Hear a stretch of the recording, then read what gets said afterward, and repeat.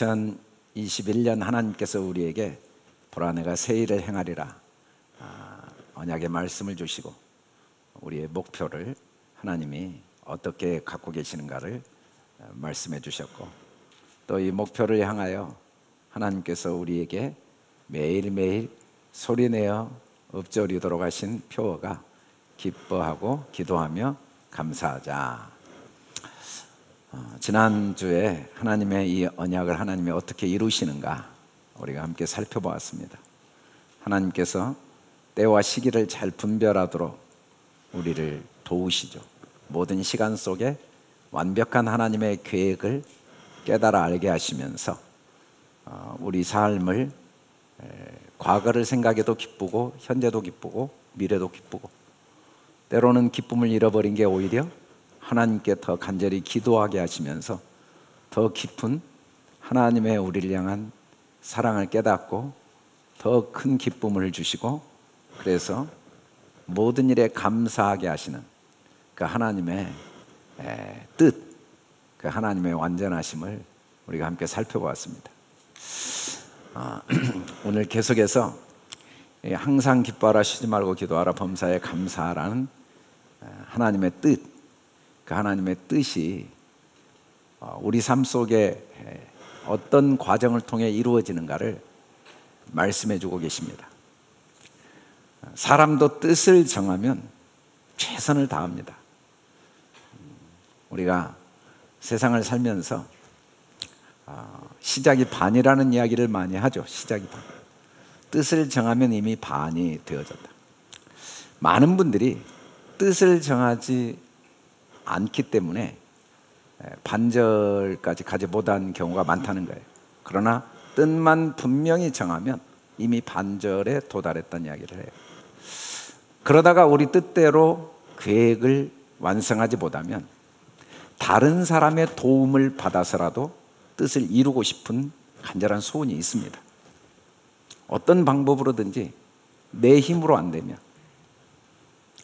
그리고 또 다른 사람의 도움으로 뜻을 못 이루면 내 대에는 안 돼도 다음 대에 그 뜻을 이루기를 바라는 소원이 있습니다. 사람이 뜻을 정해도 그래요. 하물며 하나님께서 뜻을 정하실 때 그 뜻을 어떻게 이루시지 않을 수 있으며, 하나님께서 전능하신 그 능력으로 어떻게 그 뜻이 이루어지지 않게 두실 수 있겠느냐는 겁니다. 하나님은 우리 삶 속에 반드시 기뻐하고 기도하며 감사하는 삶을 살게 하고자 하는 그 소원을, 뜻을 두셨습니다.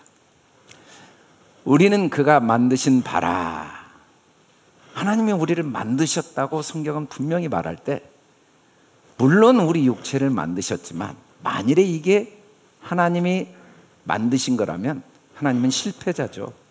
우리 육체는 소멸되잖아요. 하나님이 만드신 진짜 나는 하나님 자신과 똑같은 형상과 모양이라고 성경은 말합니다. 그런데 하나님의 형상과 모양은 영이시거든요. 그래서 하나님이 진짜 나를 그의 형상과 모양으로 만드셨다고 할 때 그 만드심은 하나님처럼 생각하고 하나님처럼 말하는 영을 만드셨다는 거죠. 그게 바로 기뻐하고 기도하며 감사하는 겁니다.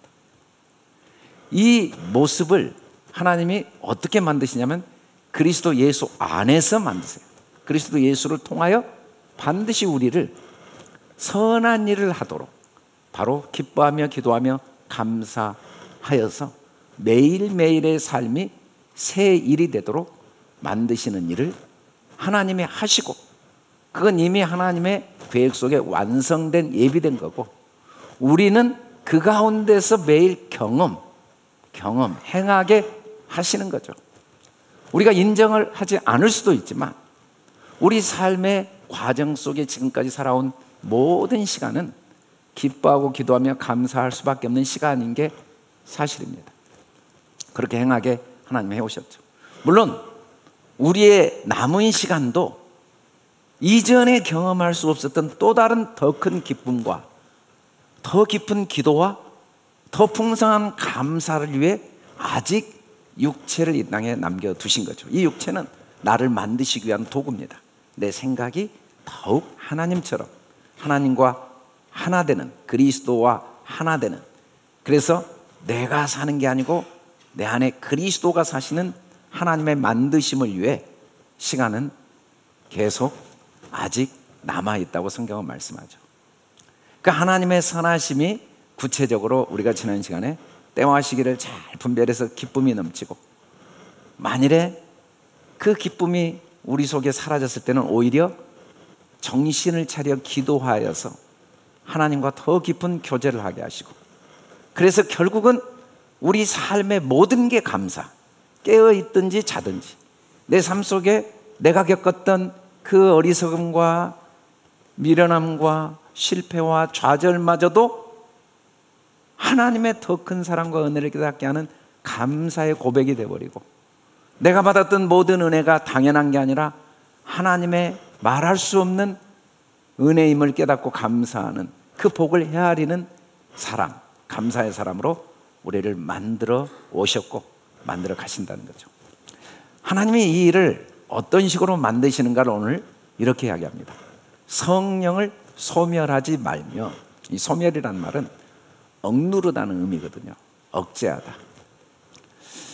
성경은 하나님께서 단 한순간도 우리를 영혼부터 영혼까지 떠나신 적이 없다고 말씀합니다. 성령을 우리 안에 이미 허락하시고 성령이 우리 안에 거하시지 않은 적이 없다고 말씀해요. 물론 성령이 거하신 걸 인정하지 않거나 인식하지 못한 사람도 있죠. 마치 공기 속에 살면서도 내가 이 공기 속에 살고 있다는 걸 인식하고 사는 사람과 전혀 인식하지 못하고 사는 사람의 차이처럼 성령님은 우리를 한순간도 떠나지 않고 우리 안에 거하십니다. 다만 그 성령님의 거하심을 우리가 억누르고 억제하고 인정하지 않고 무시할 수는 있어요. 그래서 성령님이 내 삶에 전혀 역할을 하지 못하게 할 수는 있습니다. 그러나 그렇다고 해서 성령님이 우리를 떠나신 적은 없어요. 너희는 하나님이 우리 속에 거하게 하신 성령이 시기하기까지 사모한다 하신 말씀을 헛된 줄로 생각하느냐? 라고 야고보 선지자는 우리에게 말씀합니다. 여러분, 성령님은 우리를 얼마나 사모하냐면 시기하기까지, 이때 이 시기하라는 건 절대로 포기하지 않는 사랑으로 사모하신다는 거죠. 여러분, 사람은 관계의 거리를 유지하는 동안에는 사랑의 관계도 유지될 수 있지만 관계의 거리가 가까워지면 사랑의 거리를 유지하기가 쉽지 않습니다. 사람의 모습이 자세히 보이기 시작하면 계속해서 사랑한다는 게 쉽지가 않아요. 실망하게 되고 또 가까울수록 상처를 주고받고, 그래서 사랑이 미움과 원망으로 또 무관심으로 바뀔 수 있습니다. 근데 성령님은 우리가 연약하고 우리 허물이 드러날수록 더 사랑하신 모습이 시기하시기까지 사모하시는 거예요. 절대로 포기하지 않는 거예요. 단 한순간도 우리를 떠나지 않으시죠. 그 증거가 하나님이 영이신데 육체로 말구유까지 오신 사건이라고 성경은 말해요. 초대 교부들은 도대체 예수님은 왜 말구유에 오셨을까? 여러분, 이 세상에 아무리 악한 부모여도 자녀를 버릴 수도 있고 뭐 그런 태어나자마자 태어난 아이를 버린 경우도 있지만, 그렇다고 해서 말구유에 두진 않아요. 가장 오염되고 냄새나고 지저분한 곳이 말구유거든요. 말구유. 초대 교부들이 도대체 하나님이 자기를 완전히 포기하신 거죠. 육체가 된 것. 왜 그러셨을까? 그나마 이 세상에서 제일 깨끗한 곳이 말구유가 아니었을까? 그래서 그곳으로 오시지 않았을까? 사람들의 마음이 얼마나 악하고 부패한지를 너무 잘 아신 주님, 그렇게 표현하는데, 그래요. 우리 안을 우리가 정말 들여다볼 때 그 시시각각으로 변화되는 그 악하고 추한 내 마음을 나도 용서가 안 돼서 나를 사랑하지 못할 때가 얼마나 많습니까? 나에 대해 기대를 포기해버리고 싶을 때가 얼마나 많습니까? 그럼에도 불구하고 성령님은 절대로 우리를 떠나지 않으세요. 오히려 연약한 아이를 부모가 더 간절한 마음으로 사랑하듯이 나의 그 상하고 더러운 마음을 더 불쌍히 여기시고 사랑하시는 분이 성령님이시죠. 성령님이 우리 속에 거하심을 우리가 깨닫게 되고, 그렇게까지 나를 사랑하시고 한순간도 나를 떠나지 않으심을 알게 되면 성령이 내게 부어졌다, 성경은 말합니다. 이때 부어졌다, 주어졌다, 준다라는 의미는 성령님이 어떻게 물리적으로 외부에서 온 게 아니라 나 안에 나의 마음과 그 영혼 속에 영혼부터 가신 성령님이 내 안에 계심이 깨달아지는 상태를 부어줬다라고 말씀하죠. 그러면 성령님이 우리 속에서 하시는 일은 애언을 하게 해요. 애언을 하면 환상을 봅니다. 환상은 이제 삶에 대한 청사진을 보게 되고 꿈을 꾸게 되죠. 시간이 지나면 모든 게 말할 수 없는 하늘의 별과 같은 꿈들이 다 내 꿈으로 받아들여지게 된다고 말합니다. 성령님이 우리 안에 거하심을 우리가 인정하도록 하나님이 우리를 도우시고 계시고, 우리가 그걸 깨달아 알 때 성령을 소멸하지 않게 되고, 성령을 소멸하지 않으면 애언을 멸시하지 않게 된다고 말합니다. 애언은 뭐 앞으로 대학에 입학할 거다, 직장을 잡을 거다, 뭐 이 사업이 성공할 거다, 이런 것도 애언의 일부분이지만 완벽한 애언은 하나님의 말씀을 말하는 게 완벽한 애언입니다. 출애굽기 7장 2절에 내가 내게 명령한 바를 너는 내 형제 아론에게 말하고 그는 바로에게 말하며 그에게 이스라엘 자손을 그 땅에서 내보내게 할지니라. 하나님은 모세에게 말씀 주셨죠. 모세는 그 하나님의 말씀을 아론에게 말했죠. 아론은 그 모세에게 받은 말씀을 바로에게 이야기했어요. 그래서 모세가 애언한 거죠. 그리고 아론이 애언한 거죠. 바로는 그 애언을 듣는 겁니다. 하나님의 명령을 입으로 말하는 게 애언이에요. 하나님의 말씀은 영원합니다. 완벽합니다. 완전합니다. 하나님은 성령님이 우리 안에서 우리의 삶의 주인 되도록 우리가 인정해 드릴 때 우리 입술을 통하여 예언을 말하게 하시죠. 예언. 그러나 실제로는 매일매일 삶 속의 예언을 우리는 멸시할 수밖에 없습니다.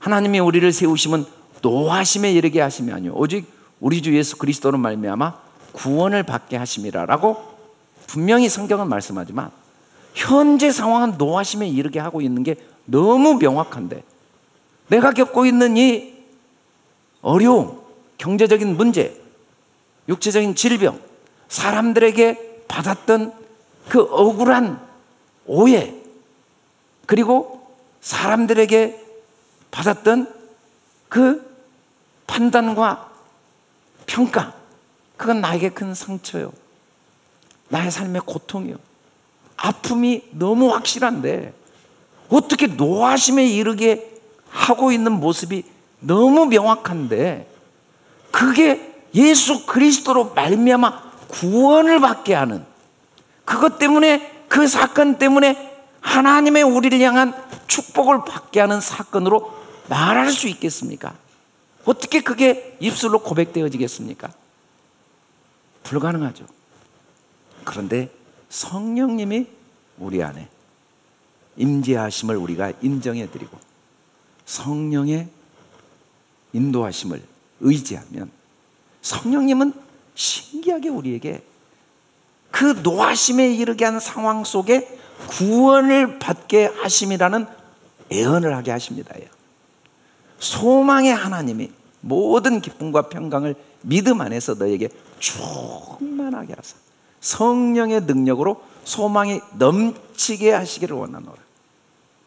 성령님은 우리 삶이 온전히 소망으로 완벽하게 둘러싸여 있음을 보게 하시는 거죠.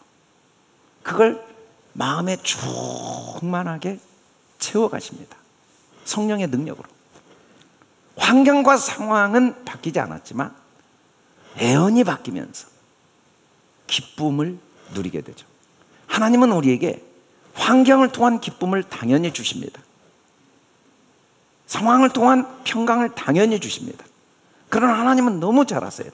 그 기쁨이 얼마나 유한하고 오히려 우리에게 더 큰 아픔과 고통을 주는지. 그래서 하나님은 환경과 상황을 통한 기쁨과 평강을 주시는데 절대로 멈추지 않습니다. 똑같은 환경과 상황에서도 기쁨을 이룰 수 있고 평강을 이룰 수 있는 걸 너무 잘 아시기 때문에 환경과 상황에 관계가 없는 기쁨과 평강을 꼭 소유하도록 우리를 끝까지 도와가십니다. 그게 애언이죠.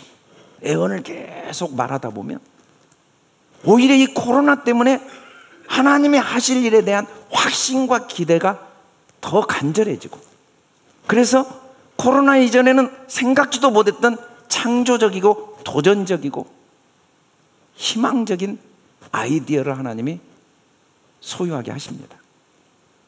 역사가 이 사실을 완벽하게 증명합니다. 도전은 응전을 통해 우리 삶의 환경과 상황도 계속 발전시켜 온 역사가 완벽하게 이 사실을 증거하고 있기 때문에 우리는 하나님의 자녀로서 세상이 어떤 말을 해도 이 코로나는 나와 내 가족과 그리고 이 나라와 이 민족과 온 세상에 반드시 또 다른 전혀 우리가 기대하지도 않고 소망하지도 않았던 구원을 이루시는 하나님의 기회고 내 삶에도 기회라는 애언을 성령은 반드시 하게 하시는 거죠. 성령께서 우리에게 애언하게 하신 그 애언이 우리 입술로 계속 유지되기 위해서 우리는 밤사에 헤아려 좋은 걸 취해야 됩니다. 이 헤아린다는 말이, 도끼마조란 말이 자세하게 살펴보는 거죠. 자세하게 살펴서 구별하고 그걸 확실하게 입증해내는 게 헤아리는 겁니다. 도끼마조. 입이 음식물의 맛을 완벽하게 분별합니다. 여러분 어린아이들도요, 맛없는 거 바로 뱉어요. 입이 알아서 다 분별해내요. 하나님이 그렇게 우리를 만드셨어요. 어느 나라 사람이나 음식 맛 거의 똑같습니다. 맛없는 거 다 싫어해요. 맛있는 거 다 좋아해요.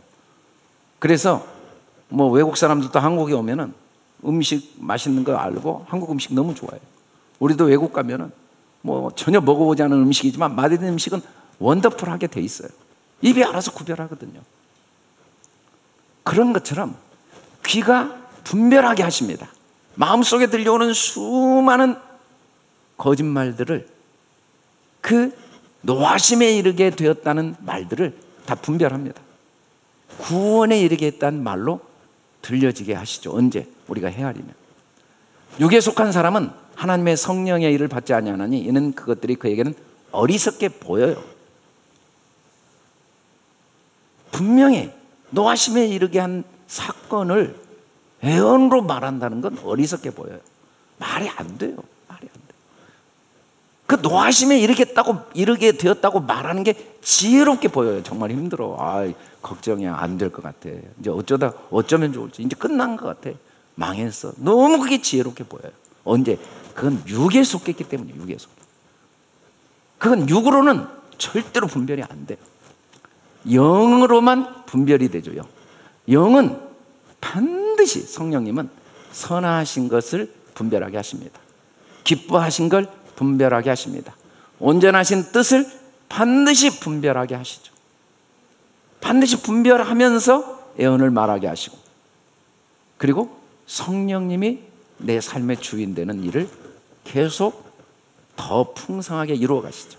하루하루 아이들이 음식을 먹고 점점 몸이 자라고 학교 가서 공부를 하고 사회생활하면서 생각이 자란 것처럼 우리의 삶의 과정 사건들을 통해 계속 분별하는 과정을 통하여 하나님은 분별의 힘과 능력이 우리 안에 계속 자라게 하시죠. 자라게 하시죠. 악은 어떤 모양이라도 버리라라고 할 때 이 악은 히브리어로는 라인데, 이 라라는 단어의 근원을 보면 로슈가 머리고 알렙이 하나님인데, 머리가 하나님 앞에 있는 거예요. 다른 말로 하면 내 생각이 하나님 생각보다 앞서는 걸 성경은 악이라고 그래요. 하나님의 생각이 분명히 있어요. 너희를 향한 내 생각을 내가 아는데 평안이요 재앙이 아니라 너희에게 미래와 희망을 주는 하나님의 생각이 어떤 사건 속에도 담겨 있지 않을 수가 없어요. 마치 부모가 자녀를 향한 사랑의 생각이 담겨 있지 않을 수 없는 것처럼, 물론 부모가 때로는 자녀를 무섭게 책망할 때도 있지만, 때로는 외면하고 무관심하고 방치할 때도 있지만, 그럼에도 불구하고 그 사건과 그 상황 속에 마음에 사랑이 담겨 있지 않을 수 없는 것처럼, 나를 향한 하나님의 생각이 모든 사건 속에 반드시 미래의 희망을 주고자 하는 생각이 담겨 있지 않을 수가 없다는 걸 발견하고 그걸 취하는 게 악의 모양을 버리는 거죠. 악의 모양. 에브라임은 나의 사랑하는 아들 기뻐하는 자식이 아니냐라고 하나님이 질문합니다.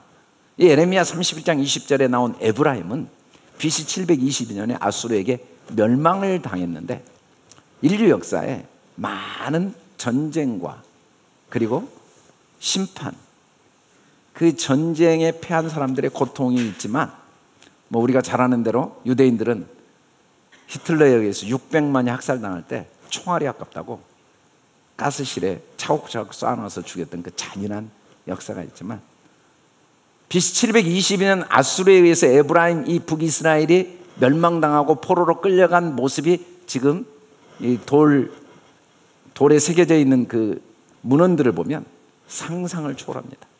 사람을 굴비를 꿰듯이 꼬챙이에 코를 꿰어서 엮어서 끌고 간 모습이 기록되어 있어요. 얼마나 잔인합니까? 그런데 그렇게 노하심에 이르게 되었던 에브라임에게 하나님이 나의 사랑하는 아들 기뻐하는 자식이 아니냐, 내가 그를 책망하여 말할 때마다 깊이 생각한다. 어떻게?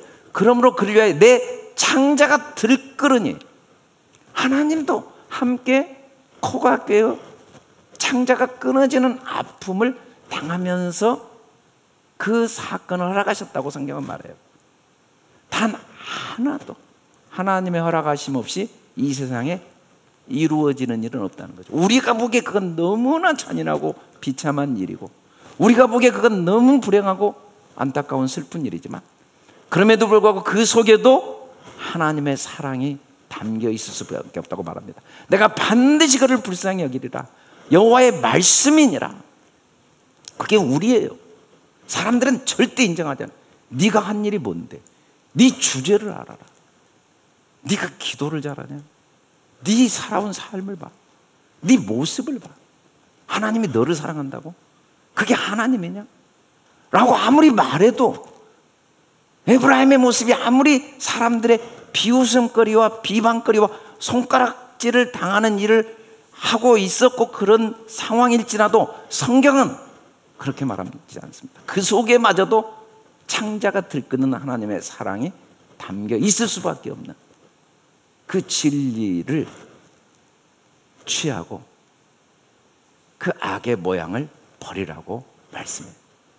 하나님은 이 일이, 그래서 우리 속에 기쁨과 기도와 감사가 항상 이루어지는 일이 어떻게 이루어지게 하시냐면 친히 평강의 하나님. 궁극적으로 우리 삶이 환경과 상황은 내가 인위적으로 바꿀 수는 없지만, 어떤 경우에도 하나님의, 내가 하나님됨을 알고 평강을 누리기를 원하시는 그 하나님의 소원, 그 목적을 위해 친히 이루세요. 친히 이루세요. 하나님이 친히 이루시는 모습을 보면 온전히 거룩하게 하신다고 그랬어요. 하나님은 계속 우리를 거룩하게 해갖고 계시는데, 이 거룩하게 온전하게 된다는 건 세상 관점과 구별된 생각을 하게 하셔서 이제 선악으로 보지 않고 모든 것 속에 성령님의 말하게 하심을 따라 그 속에 어떤 사랑이 있고 어떤 소망이 있고 어떤 하나님의 선한 뜻이 있는가를 계속 보게 하시는 게 온전히 거룩하게 하시는 거죠. 그래서 결국은 온 영과 혼과 몸이 흠없게 보존된다. 우리가 흠없게 보존된다는 건 영이 혼과 몸을 잘 감싸고 있는 거죠. 우리는 혼이 내 안에 계신 성령님을 완전히 덮어버렸어요. 눈에 보이는 것, 사람들이 말하는 것, 상황이 영원하신 성령님이 내 안에 주인으로 계시고 내 삶의 주인이신데 완전히 덮어버렸거든요. 그런데 계속해서 삶의 과정 속에 겪고 있는 아픔, 갈등, 한계, 고난을 통해 내 생각을 다 거룩하게 하시고, 그래서 영이, 하나님의 애언이 내 혼을, 내 생각, 내 입술을 보존하게 하시는 그 하나님의 역사로, 그 역사를 하나님이 친히 어떻게 이루시냐면 예수 그리스도의 강림을 통해 이루신다고 그랬어요. 예수 그리스도의 강림하실 때 이 일이 이루어져요. 이 강림이란 파루시아란 말이 원래 그대로 해석하면 현존, 나타남, 임재라는 뜻입니다. 삶의 과정을 통해, 사건을 통해 내 안에 이미 영원부터 함께 하신 성령님의 임재가 깨달아지는 게 강림이에요. 계속 강림하죠. 언젠가는 주님이 역사 속에 강림하시겠지만, 그러나 그 강림은 영원부터 영원까지 우리의 삶을 통해 계속 진행되고 있다고 말씀하죠. 그 강림을 통해 계속 우리 영이 혼과 몸을 보존하게 하십니다.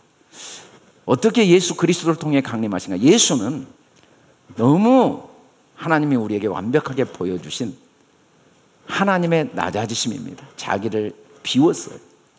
영이신 하나님이 육체로 오신 건, 창조주인 하나님이 피조물이 되어버리신 건 말할 수 없는 자기 포기예요. 여러분, 부모는요, 자녀가 임신하면요, 그때부터 너무 많은 걸 포기해요. 막 태어난 아이를 키우기 위해서 얼마나 많은 걸 포기해야 되는지 몰라요. 그리고 일생 동안 그 자녀를 위해 기쁨으로 자기를 포기합니다. 왜? 사랑이, 마음에 사랑밖에 없으니까. 사랑. 예수는 죽으신 하나님입니다. 이 죽으신 하나님은 한마디로 사랑이 얼마나 우리에게 우리를 위해 가득 담겨 있는가, 그 사랑의 길이와 넓이와 깊이와 높이가 얼마나 크고 넓고 높은가를 확증한 사건이 하나님이 육체로 오신 예수예요. 자기 백성을 죄에서 권하신다. 죄는 하나님의 사랑을 모르는 것만 죄거든요. 예수님이 오시면서 그걸 구원해 주신 거예요. 하나님의 사랑에 대한 확증을 해 주신 거죠. 그리스도는 영의 하나님입니다. 영광과 부활의 하나님이에요. 예수 그리스도를 통하여 우리를 강림해 주시는 거죠. 그 죽으심과 부활을 통해 하나님의 사랑과 내가 누구인가, 하나님의 자녀로서 나를 알게 해주시는 거죠. 그래서 예수 그리스도는 보이는 모든 걸 통해 보이지 않는 하나님의 언약과 사랑을 보여주시는 하나님의 열심입니다. 하나님의 언약이죠. 하나님은 그 깨달음과 그 과정을 통해 계속해서 우리를 거룩하게 하시고, 우리를 온전하게 하시고, 우리를 온 영의 혼과 몸을 계속 보존하도록 우리를 도와오셨고 도와가시겠다는 거예요. 이 일이 미쁘신 하나님 때문에 반드시 이루어진다고 성경은 말해요. 물론 우리는 미쁨이 없습니다. 우리는 미쁨이 없어요. 우리는 믿었다 안 믿었다, 믿어졌다 안 믿어졌다, 우리는 정말 소망이 없을 때가 많아요. 그러나 하나님은 미쁘시고 이 일을 하나님이 이루시기 때문에 결국은 이루어진다고 성경이 말씀하고 있는 거죠. 약속하신 이가 미쁘신 걸 우리가 믿는 거지, 나의 미쁨을 믿는 게 아니에요. 우리의 소망이 이 약속하신 이가 우리의 소망이죠. 약속하신 이. 그럼 부모 마음이 바뀔 수가 없는 것처럼 하나님 마음 바뀔 수가 없어요. 하나님은 약속하신 그 약속을 반드시 부인할 수 없고 결국은 자기가 자기를 부인한 거거든요. 하나님이 우리를 사랑하지 않으시려고 아무리 해도 그게 불가능한 게, 그건 하나님의 하나님됨을 부인하는 거니까 불가능한 일이에요. 우리가 소망하는, 우리의 소망은 십자가를 통해서까지 확증하신 아버지의 사랑이죠. 아버지의 사랑. 아버지의 사랑. 오늘 우리가 본 영상에 70세 성경 필사를 해서 지금 98세인데 지금도 필사를 하고 계시더라고요. 28년째. 이분이 이런 이야기를 해요. 그 필사를 한 결과적으로 성경을 읽고 토를 달지 마세요. 무조건 믿고 순종하면 진리를 깨닫게 됩니다. 성경을 기록하면서 하나님이 하신 일이 뭐냐면 믿고 토를 달지 않을 수 있는 힘을 주신 거죠. 그리고 하나님 말씀을 무조건 믿고 따르면 복이 되어 돌아옵니다. 노하심에 이르게 한 상황임을 알고도 아브라함이 믿음이 약하여지지 아니하여 하나님을 믿고 예언한 것처럼 성경 말씀만 쓰고 입으로 고백했더니 복도 따라오는 걸 경험했다는 거예요. 우리는 그렇게 해서 복이 오겠습니까? 라고 착각하지만 성경은 그렇게 해서 모든 삶이 형통하게 된다고 이야기하죠. 말씀에 순종하다 보면 하나님의 사랑을 알게 되고 붙들리게 됩니다. 붙들리게. 하나님이 나를 붙드시고 인도하심을 경험하게 돼요. 삶에 대한 평안이 어디서 오겠습니까? 언제쯤 오겠습니까?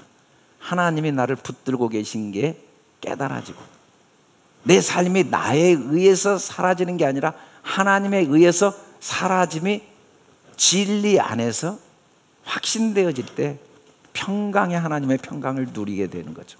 그게 언제 가능했는가? 그냥 성경을 수없이 필사하다가, 사실은 필사를 이렇게 하고 싶어서 한 게 아니라 자녀들 때문에 그렇게 된 거죠. 하나님이 열심히 하시는 일을 위해 우리가 할 일이 뭔가? 형제들아, 우리를 위해 기도하라. 기도가 뭐냐면 거룩하게 입맞춤으로 모든 형제에게 무난하라. 여러분, 입맞춤 참 많이 해요. 부모가 자녀들에게 입맞춤 많이 합니다.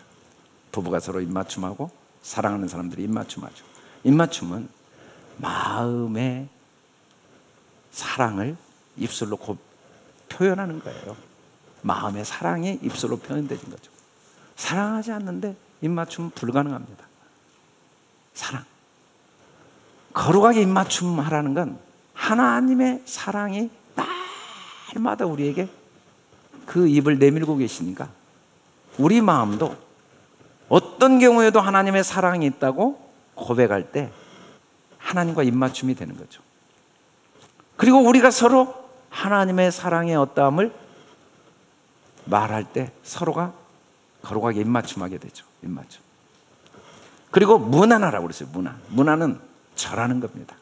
사실 절은 고개를 숙이는 게 절인데, 고개를 숙인다는 건 내 생각을 내가 내려놓는 거죠.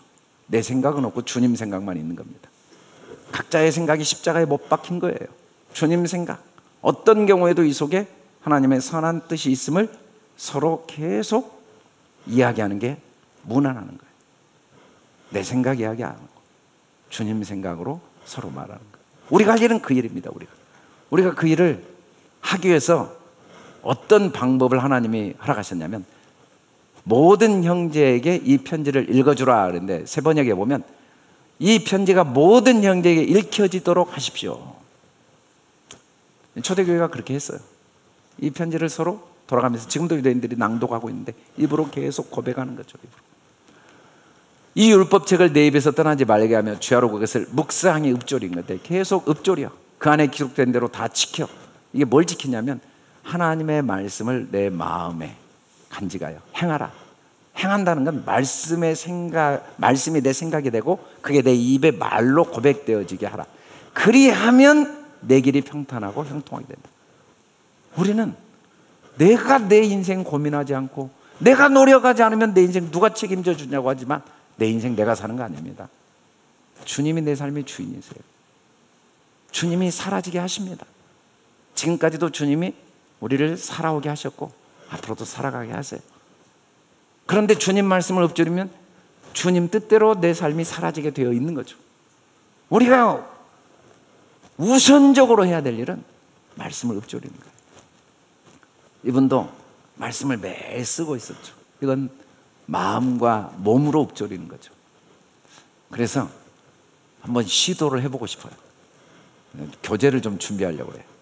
원하는 분들은 전 교인이 매일 하루에 한 페이지씩이라도 성경 필사를 해나가다 보면 1년, 10년, 어떤 사람은 20년이면 한 번은 다 쓰겠구나. 저도 도전하고 싶은 간절한 소원이 생기더라고요. 성경 필사를 유산으로 밀려줬는데 우리 윤구현 전도사님 장모님도 완벽하게 필사한 걸 한번 저한테 사진으로 보여줘서 정말 놀랐어요. 꼭 인쇄처럼 쓰셨더라고요. 이제 하늘나라 가셨지만 그 어머니가 손으로 쓴 성경을 보는 자녀들의 마음에 그 성경 글자가 그냥 보이겠습니까? 필사를 시작해서 물려줬는데 물론 몸이 힘들어 쓰기도 힘들었겠죠. 70살이었는데 계속 신약을 먼저 필사를 하고 자녀에게 주었더니 자녀들이 복사본 말고 원본을 주라고 해서 계속 쓰다가 이 전시회를 한번 한 영상을 봤는데 이 건물보다 큰 곳에 성경 쓴 게 가득 차 있더라고요. 얼마나 많이 썼. 그래서 성경 필사를 해서 주야로 읊조리고 그 말씀이 마음에 말과 생각이 된 그의 고백이 말씀을 편식하지 않게 되고 하나님과 교제하게 되고 어느 날 거룩한 삶이 사라진 모습을 고백하고 있습니다. 진짜 복 있는 사람은 하나님의 말씀이 우리 속에서 매일 고백되어지는 사람. 그러면 하나님이 우리를 악인의 꾀에 따르지 않고 죄인의 길에 서지 않고 오만한 자리에 앉지 않도록 인도하신다는 거죠. 기뻐하고 기도하며 감사하는 하나님의 뜻을 하나님이 우리 속에 이루십니다. 기쁘신 하나님이 이루시기 때문에 시험을 통해 우리를 연단하셔서 불순물을 제거하시고 환난을 통해 오히려 우리를 아름다운 열매와 꽃과 열매를 맺게 하시고 고통을 통해 풍성한 더 많은 사람에게 유익을 주게 하시고 핍박을 통해 하늘의 상을 주시는 미쁘신 하나님, 재앙이 오히려 미래의 새로운 희망을 하나님이 예비하신 걸 발견하게 하시고 죄악을 통해 우리의 그 어리석음을 통해 하나님의 은혜와 진리를 깨닫게 하시고 우리의 죽음을 통해 영생을 주시는 미쁘신 하나님 때문에 어떻게 기뻐하지 않고 이 하나님께 어떻게 기도하지 않고 어떻게 우리 삶에 하나도 감사하지 않을 수 있겠느냐고 성경이 말씀하고 있죠. 우리가 이번에 내일부터 20차 하가다 캠프 아빠가 아들에게 준 사랑의 열 말씀, 십계명 말씀.